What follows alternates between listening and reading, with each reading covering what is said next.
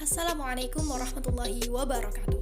Halo teman-teman semua, pada video kali ini kami akan melaksanakan praktikum osilasi pegas yang merupakan salah satu tugas mata kuliah praktikum Fisika Dasar 2 dengan dosen pengampu Bapak Fahmi Fathomi MPD dari Program Studi Pendidikan IPA Fakultas Keguruan dan Ilmu Pendidikan Universitas Pancasakti Tegal.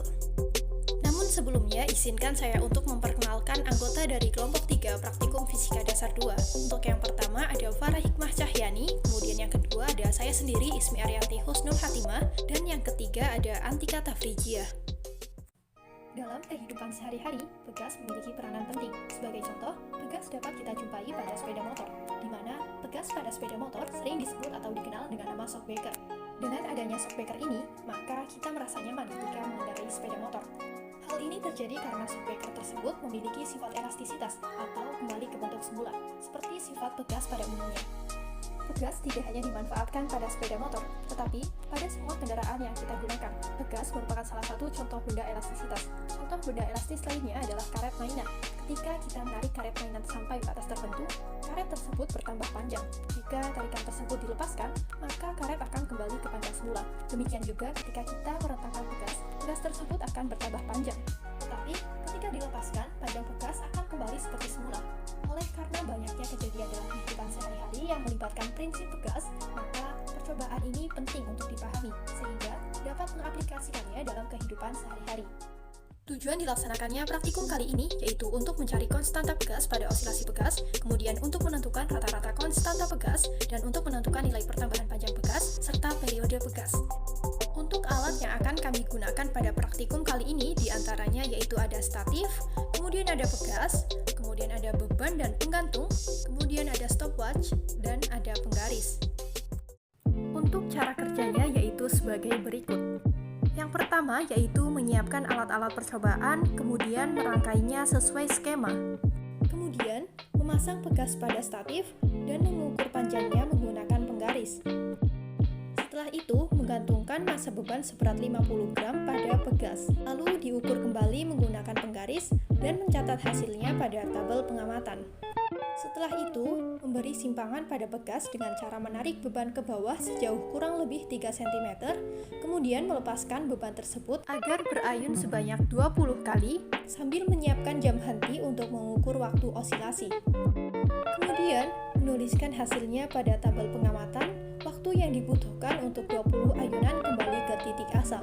Kemudian, mengulangi langkah 3-5 dengan menambahkan satu beban untuk sekali percobaan, sampai 5 kali percobaan dengan menggunakan bandul yang memiliki massa berbeda.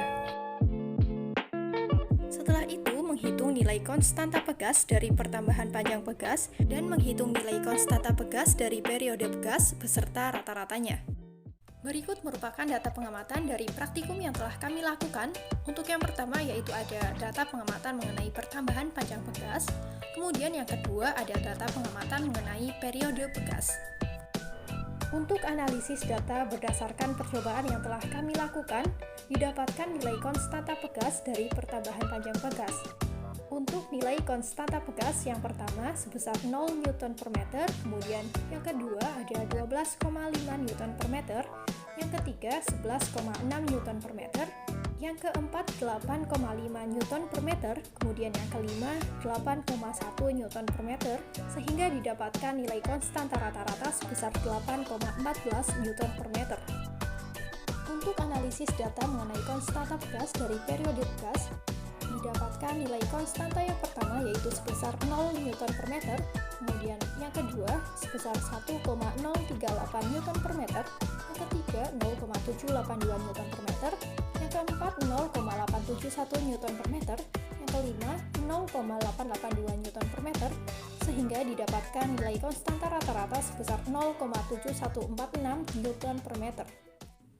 Berdasarkan percobaan yang telah dilakukan, didapatkan nilai pertambahan panjang pegas masing-masing yaitu sebesar 0 cm, 4 cm, 6 cm, 14 cm, dan 21 cm. Kemudian, untuk nilai periode pegas didapatkan hasil masing-masing yaitu sebesar 0 sekon, 0,55 sekon, 0,75 sekon, 0,925 sekon, dan 1,1 sekon. Dan untuk nilai rata-rata masing-masing konstanta pegas yang didapatkan yaitu sebesar 8,14 Newton per meter dan 0,716 Newton per meter.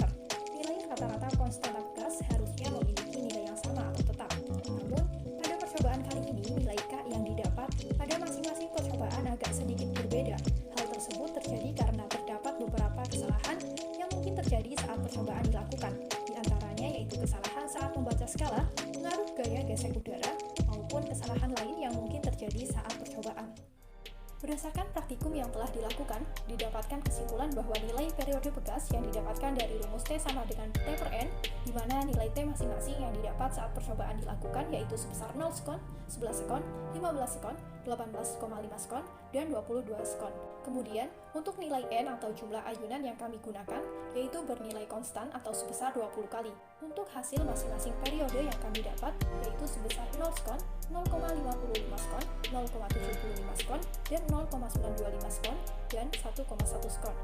Nilai rata-rata konstanta pegas yang diperoleh dari pertambahan panjang pegas berdasarkan percobaan yang telah dilakukan, yaitu sebesar 8,14 Newton per meter dan 0,7146 Newton per meter. Terima kasih, mungkin itu saja praktikum osilasi pegas yang telah kami lakukan. Semoga dapat bermanfaat bagi kita semua. Sekian, wassalamualaikum warahmatullahi wabarakatuh.